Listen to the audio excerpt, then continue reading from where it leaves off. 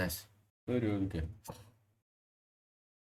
Ya, Assalamualaikum warahmatullahi wabarakatuh. Kembali lagi bersama saya Dana Karyano di channel Dana Karyano, dan saya akan bahas mengenai materi terakhir ya, video terakhir mengenai sistem embedded, yaitu mengenai FreeRTOS tapi event group.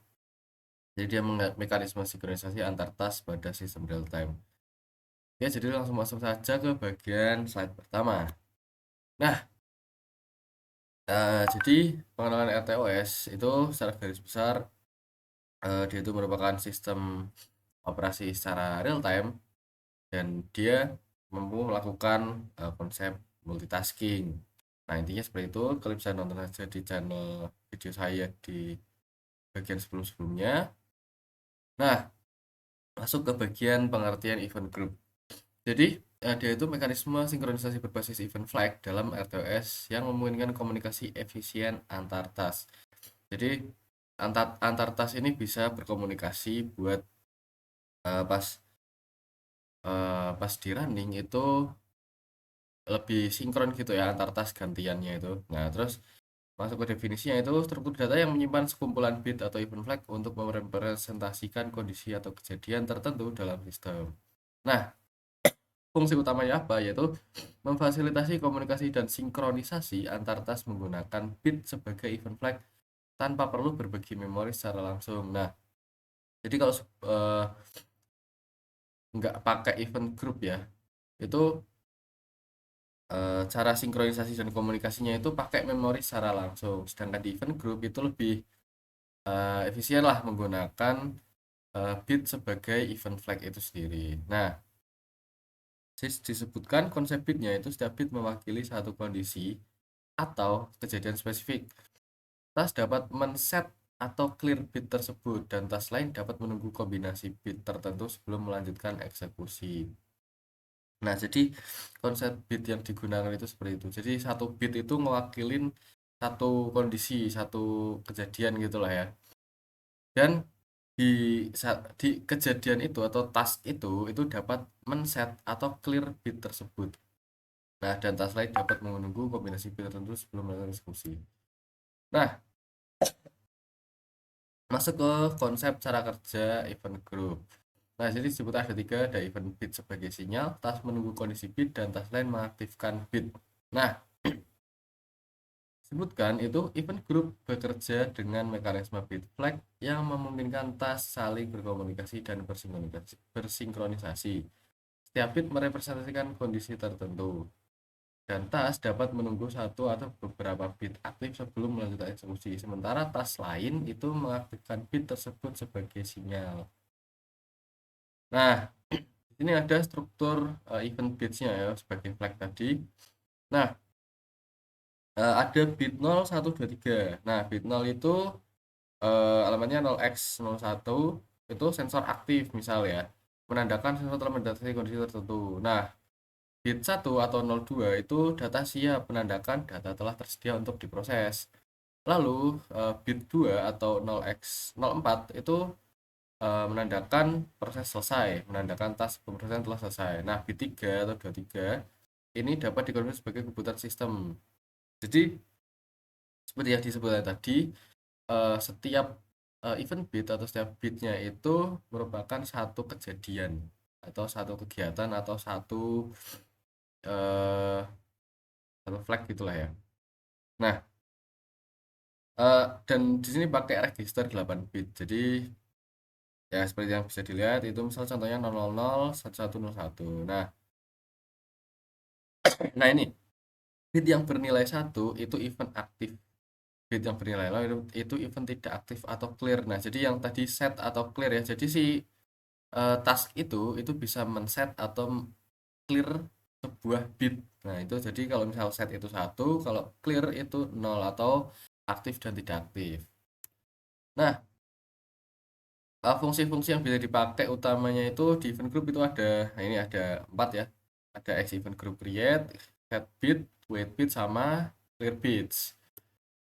Nah, buat cara membuat event group itu biasanya inisialisasi pakai, nah itu contoh kado free RTOS-nya itu udah event group handle.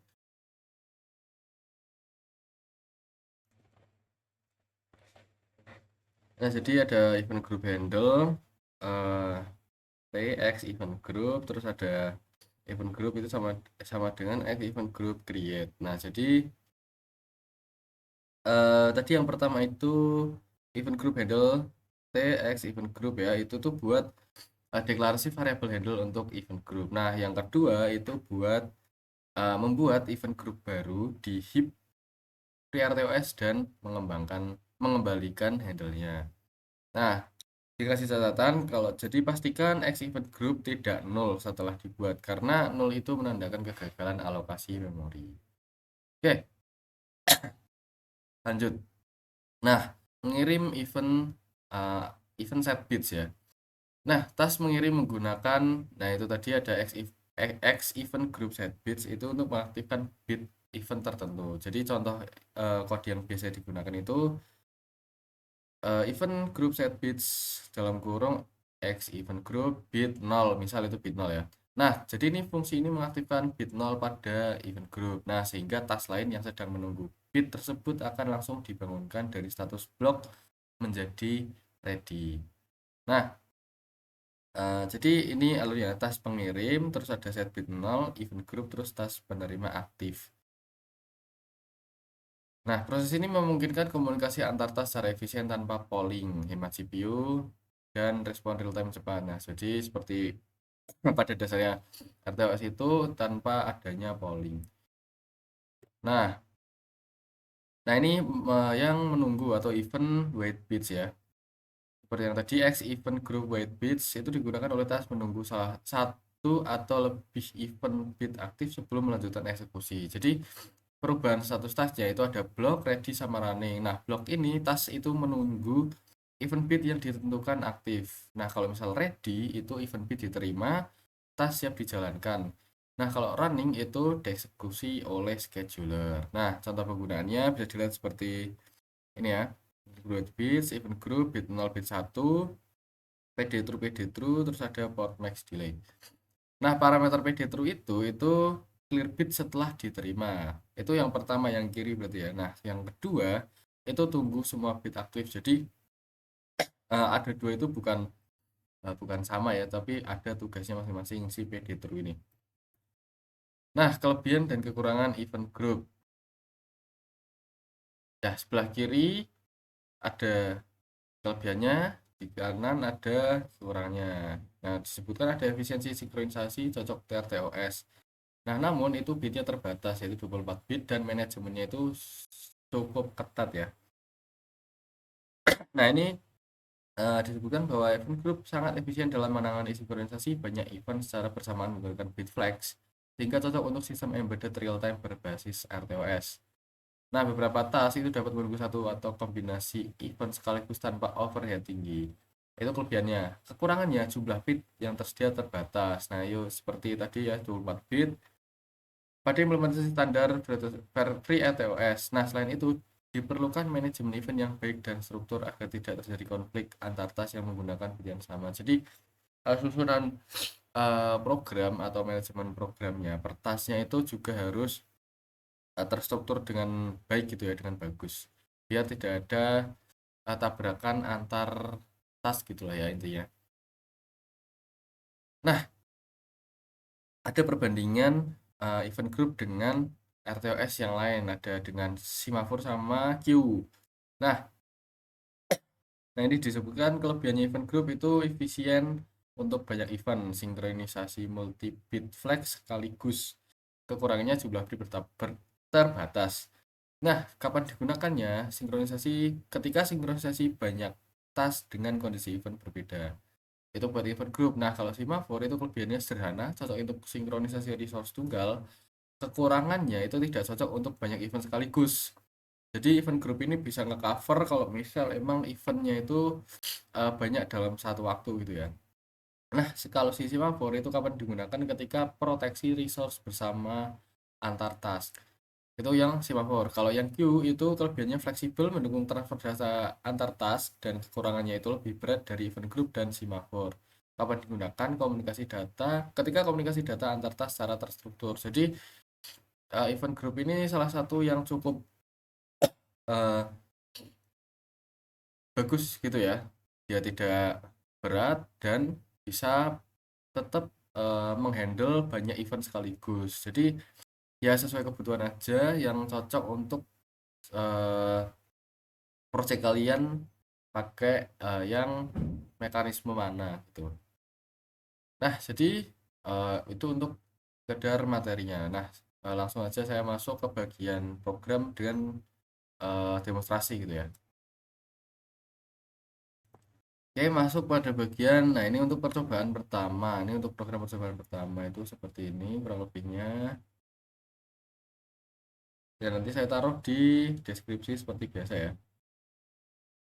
Nah, ini ada beberapa tas. Ini tuh nanti buat servo dengan dikontrol pakai potensio dan juga bisa digunakan dengan CSR, sensor ultrasonic.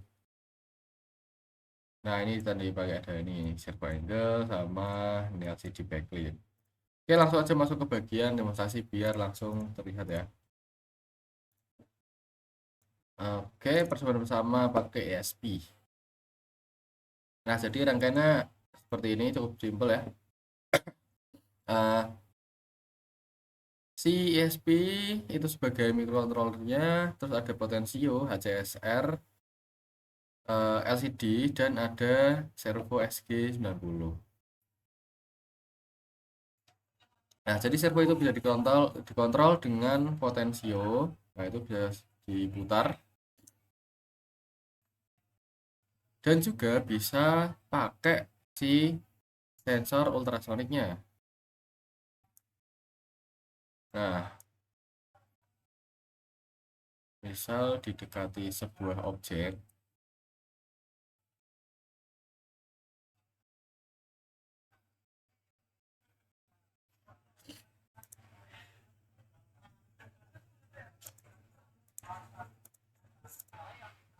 Nah, seperti ini ya. Jadi di serial monitor di terminalnya itu ada, nah ini tas 1 menunggu 2 detik, tas 1 memberi sinyal event bit 1, event bit 2 gitu ya, dan monitornya seperti ini. Itu untuk percobaan pertama. Nah, untuk percobaan kedua itu seperti ini ya, untuk programnya terlebih dahulu. Ada 4 ya, kita buka mainnya. Nah, ini untuk yang program percobaan kedua. Sedikit, lebih sedikit ya, daripada percobaan pertama. Nah, untuk demonstrasinya seperti ini. Sorry. Nah, oke. Nah, sekarang pakai STM32 S1 ya. Nah, ada thermocouple dan ada thermocouple sensor ini MQ3, MQ6 ya. Dan juga ada OLED. Nah, OLED ini menampilkan, nah ada temperatur, ada tegangan si MQ-nya juga, ada si nilai ADC mentahnya juga, raw ADC-nya. Nah, untuk hasil di terminalnya, oh nggak namanya di terminal ya, hanya ini. Nah, ketika dicek pakai korek ya, pakai gas korek, nah nilainya akan naik seperti itu. Ya mungkin terima kasih. Dari saya sekian. Assalamualaikum warahmatullahi wabarakatuh.